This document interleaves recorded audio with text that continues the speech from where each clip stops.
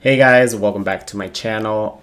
Yes, it's been a week since I posted last, but I had mentioned in the videos that I posted last week that I wasn't going to be able to post a video due to the fact that I was going to be on vacation. So given the fact that I was on vacation, I didn't have the resources, nor the tools, nor the signal, to be quite honest, in order for me to do anything. That's why I posted the videos. I actually scheduled them to be posted the way that they did. And to my surprise, the last one, which I didn't even share when it went up because it was around 6, had views, like substantial views. Well, substantial for me that I'm just doing this here and there in my free time. So I'm actually glad. So I don't know. I'm glad that the video got reaches. No, it's not about the numbers or the views. I just quite surprised because I didn't expect it to get at least. I expected to get the views that I get from the people that are subscribed, or at least half of that, or 10% of that, which is nothing. But to my surprise, it actually got views. So yeah, I mean, I guess something worked. I don't know what it was, but it worked.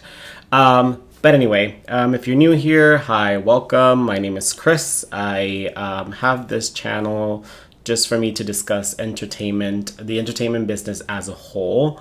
Film reviews, TV show reviews, talk about the entertainment industry as a whole in Hollywood as a whole. I know that in the last week, a lot has happened, which I'll dive into it a little bit more in other videos and clips. I'll try to record at least 2 videos or 3 today. I did see Talk to Me, which I am excited to do a review on that because I love horror, but that will come later. This one would be the box office breakdown for the past weekend. I couldn't do last weekend, but I kind of felt that Barbie was going to reach that $1 billion mark last weekend. And to my surprise, it did. Well, not to my surprise, actually. To my advantage, it did. Because it proved that at least my analysis in some way, even though it's choppy, was correct. So this video today is essentially that, breaking down the box office of this past weekend and last week.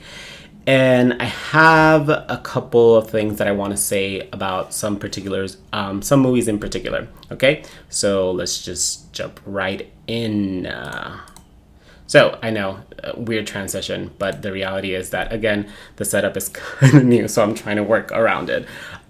So this past weekend, coupled with the weekend prior to this one, had Barbie still at number 1. Barbie has been up in number 1 for the past 4 weeks since it launched. That is incredible. That is extremely, extremely incredible. It's just unstoppable. The same effect that the Super Mario movie had is the same effect that this movie is having. I do believe, I don't recall if it was The Little Mermaid or if it was Spider-Man Across the Spider-Verse. I think it was Spider-Man Across the Spider-Verse that dethroned the Super Mario Brothers, or was it Guardians? It's been months and I get the dates jumbled. But Super Mario Brothers was the same. It was on top for a few weeks and then a movie dethroned it. And I think it was Guardians of the Galaxy. I might be mistaken. But it's interesting because this weekend that's upcoming has Blue Beetle coming out. And now the estimate is that it's going to go up to 30 million in its launch, I think domestically. So that would be interesting to say the least. If it happens, then it would probably dethrone Barbie. And it would be very interesting that another superhero movie dethroned a film that was up number 1 for several weeks, and the second $1 billion film of the year at that. So not much has changed for the positioning of the movies that we have right now, although there are movies here that were launched last weekend, or the weekend prior. Yeah, last weekend. Again, 7 days of vacation, really, really hard for me to keep up. But yeah, it sees Barbie at number 1. And keep in mind that these numbers include yesterday, Tuesday, because I'm recording this on Wednesday. I want to start recording these on Tuesday or on a Monday, but it's a little bit hard with my job. So I don't know. Last time I did it on Wednesday, so maybe Wednesdays is the day to go.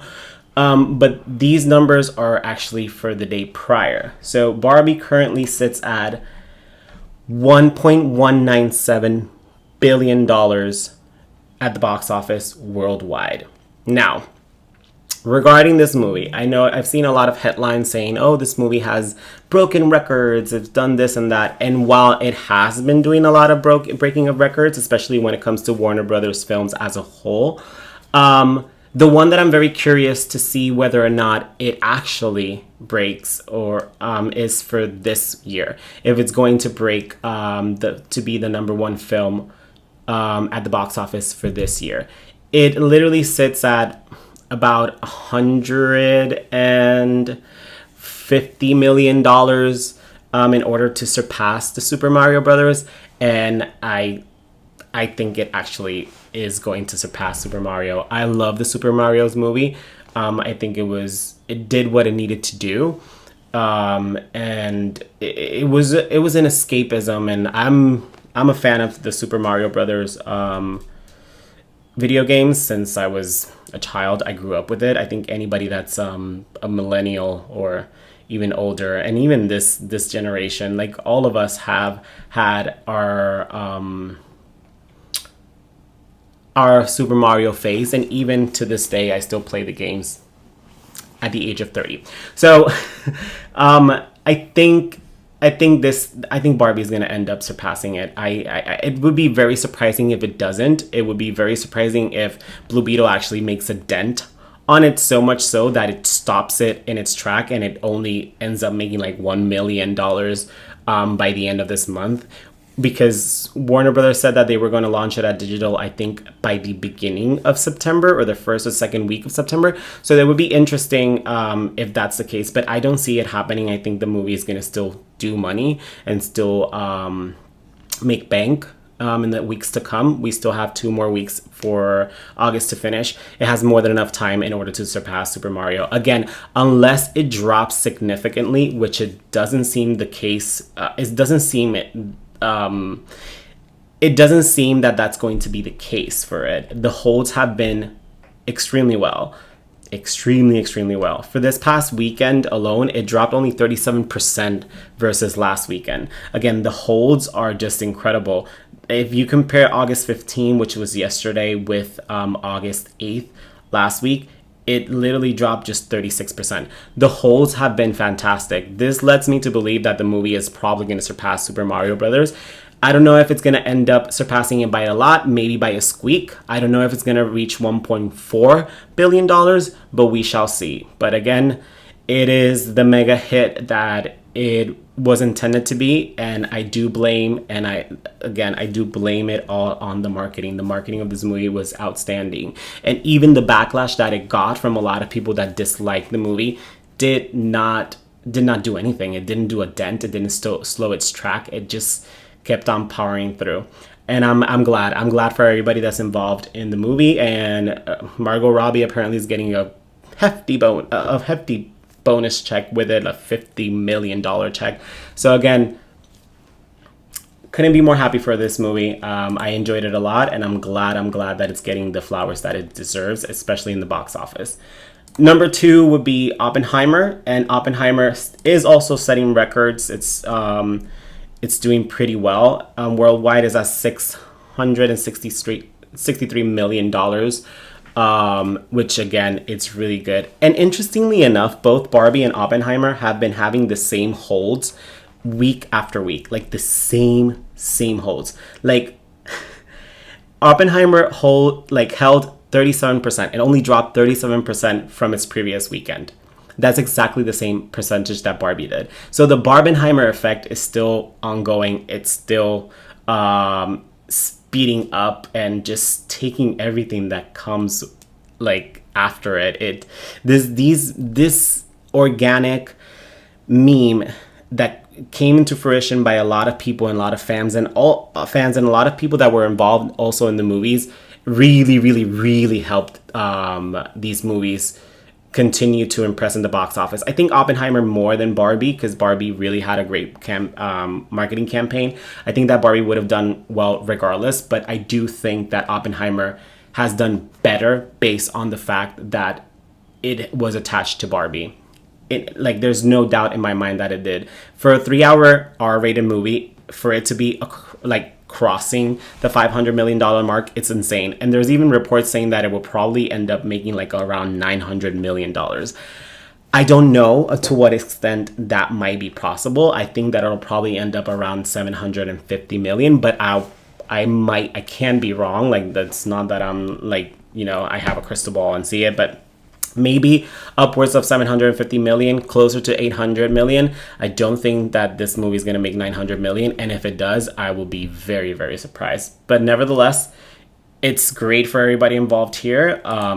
Definitely for Christopher Nolan. And if the talks for the Oscars is true, then he might have his director's a nomination soon. Whether or not he wins it is another thing, because apparently Barbie is also being considered for a lot of nominations and probably director as well. So if that happens, I don't know, Christopher Nolan. I think that you might be in for either a rude awakening or not that much of a pleasant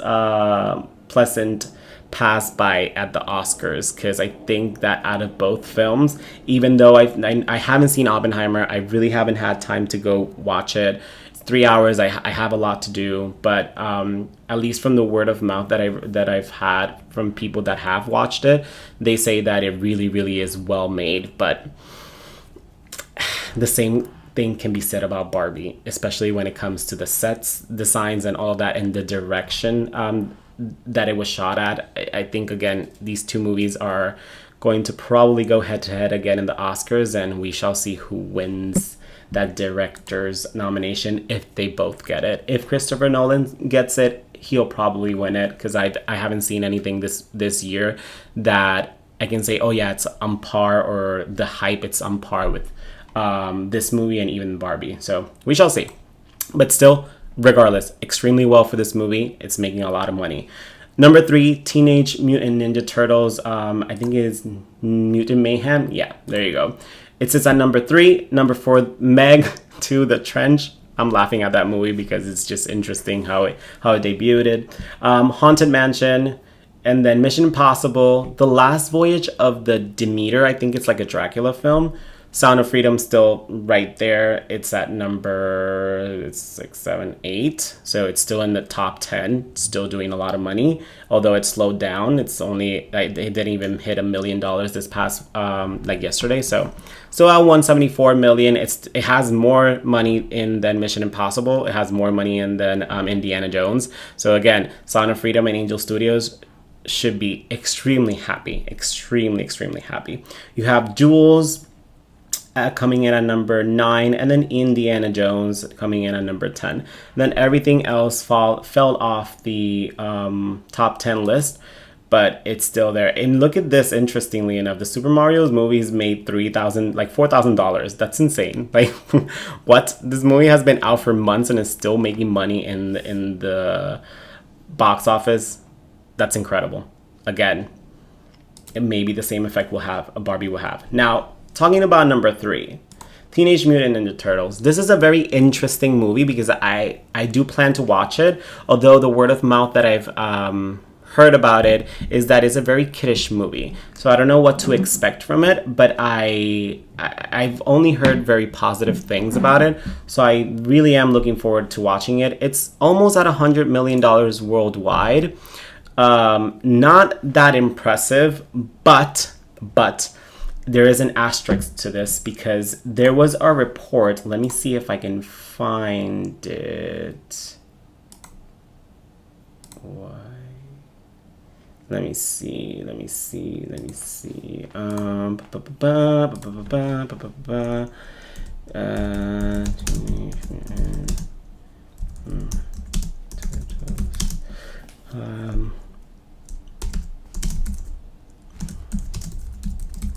Okay, so I don't know if I can find it, but let me see. Oh, here you go. I think this is it. I think it's this one. I'm not 100% sure if it's this one. I don't know if it was Variety or Deadline. I can't remember who it was. Gross 1.85 million on Mondays. There was a report that said billion. See, I should have looked this up before, but I completely forgot. Again, me doing things. Playmates in.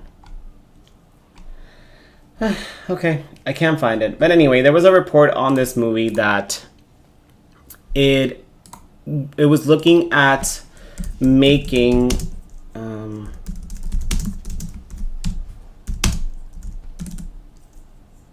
merchandise. There you go. I think it's TM.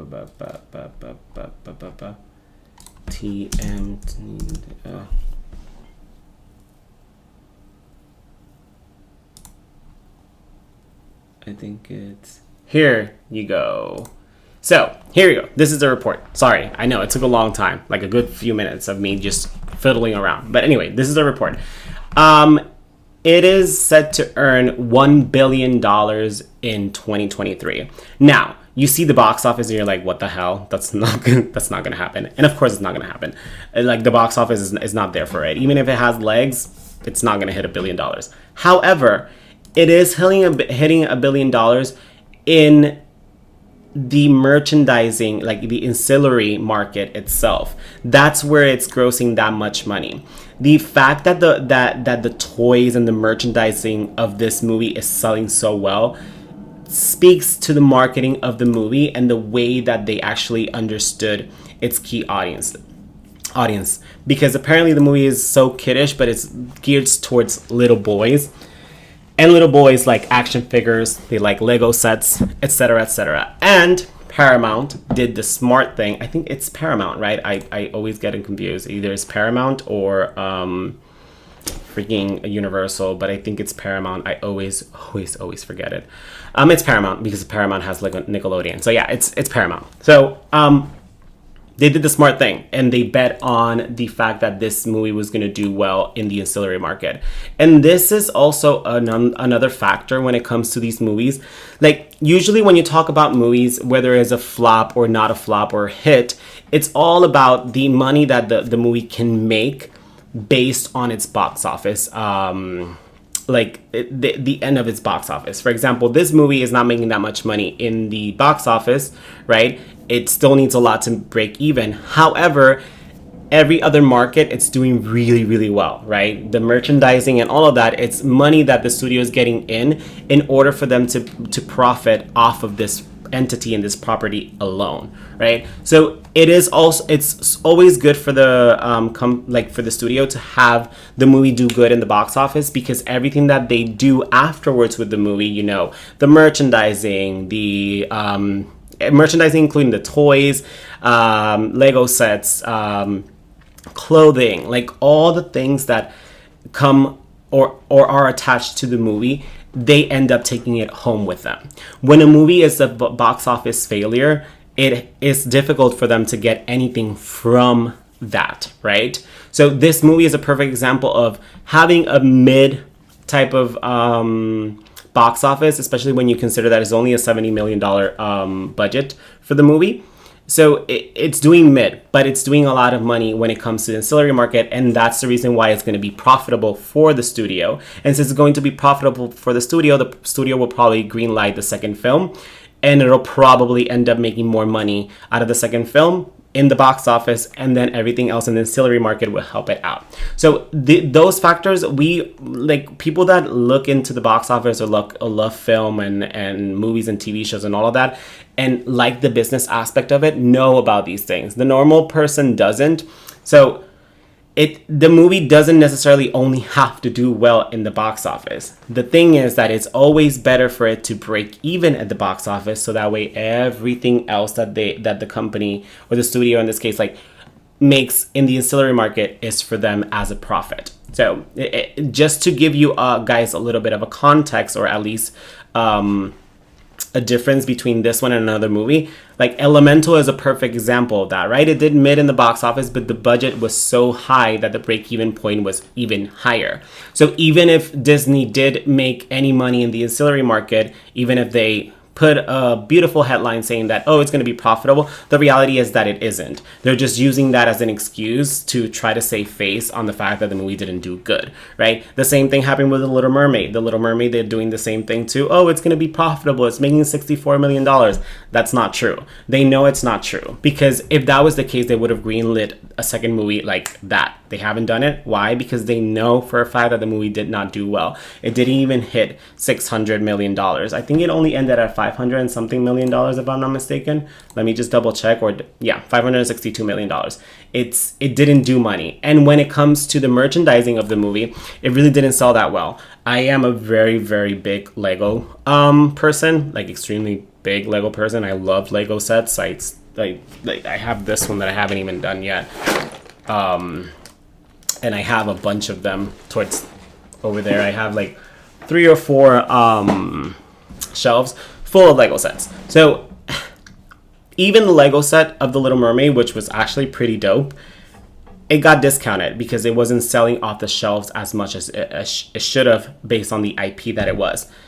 Everything, the merchandising of it, the same. I would go to different Targets and it was there and discounted. So even though Disney is trying to make it seem as if it was a success and that they're going to profit off of it, the reality is that they aren't. And every single other movie that they have put out has bombed so hard that it doesn't really matter if it did $10 or $10 million in profit. They're still in the red because they've had flop after flop after flop.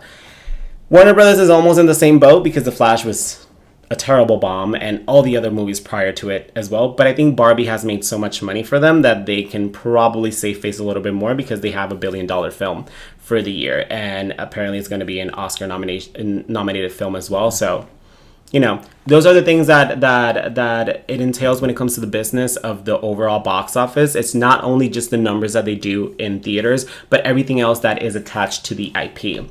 So Teenage Mutant Ninja Turtles Mutant Mayhem, even though it's not doing that great at the box office, is still going to be profitable for the studio, and it'll probably get a green light second film, which I think it already had. And it'll probably do better the second time around because the first one was received mid. The scores, both the audience scores, the Rotten Tomato scores for the audience, and the IMDb report really, really think that the movie is good. So I wouldn't be surprised if the second one does way better. Just something to the effect of like Spider-Man Into the Spider-Verse. The Meg 2, it's number 4, and I think I'll end it with this one. It's interesting how this movie had a zero in Rotten Tomatoes when it came out from the critics. And it's doing 261. It's at $261 million worldwide. It hasn't been received well domestically, but internationally it has. It has $203 million domestic internationally. And that is good for the movie. That is good for the potential of the movie. I don't know if the budget of the film it's here, but it is reported to be around $100 million. So if that is the case, let me see here. If it's here, production budget, $129 million. That's the budget of the movie. And let's say around 50 million or 50 to $70 million in terms of the amount of money that they use to market it. It's at 261. If it keeps doing internationally the way that it's doing, it'll probably break even or do a little bit of money. Again, it's doing somewhat good. I mean, it's doing better than Teenage Mutant Ninja Turtles as a whole, and both of their budgets are not insanely. So I think that this is very important to note, and the reason why I ended with this is I think that sometimes, even if the movie is so absurd, if you have an audience out there that is actually being talked to by these movies, you're gonna find people that will show up for your movie and actually have you turn a profit. And I think for this movie in particular, it's an absurd movie. Yeah, the first one was. I'm pretty sure that this one is too. But even though it's absurd, it still is responsible with its budgets. If the budgets of the movie were more responsible like this one, and I'll talk about budgets a little bit more when I talk about my review of Talk to Me, but if you have a sense of business, the way that you do a movie is the way that you did this one. Like all of these 4 movies, like this one, Barbie, Oppenheimer, and Teenage Mutant Ninja Turtles, and even Super Mario's and Spider-Man Across the Spider-Verse, those are perfect examples of movies that actually turned a profit and made money off of it, based solely on the fact that they were very, very conscious of the budget of the movie. When movies are budgeted accordingly and they're not overspent, it's a lot easier for you to turn a profit than if a movie costs $300 million. I'm eyeing you, Indiana Jones, right? When a movie costs so much, it's very, very hard for you to turn a profit if you don't know if the audience is going to receive it well. Mission Impossible is another perfect example of that the movie is not doing well domestically, it's not even doing well internationally, and the movie costs around $280 million to make. The movie hasn't even surpassed $600 million. It's not going to break even. And it's interesting because Tom Cruise is heading it, but I think that it had so much competition surrounding it that it really didn't stand a chance. If the movie was probably moved a little bit later on this year, it will probably have done better, but it was swallowed up by the Barbenheimer effect. So unfortunately, this is what we get. I don't know if the second one is going to do well, but yeah. So yeah, guys, there you have it. That is the box office breakdown for this past weekend. I know that there's other people that do it a little bit more elaborate, but I'm already at 26 minutes and I'm not even doing that much of it. So, you know what to do. Like, share, subscribe, and I'll catch you guys in the next one. Peace.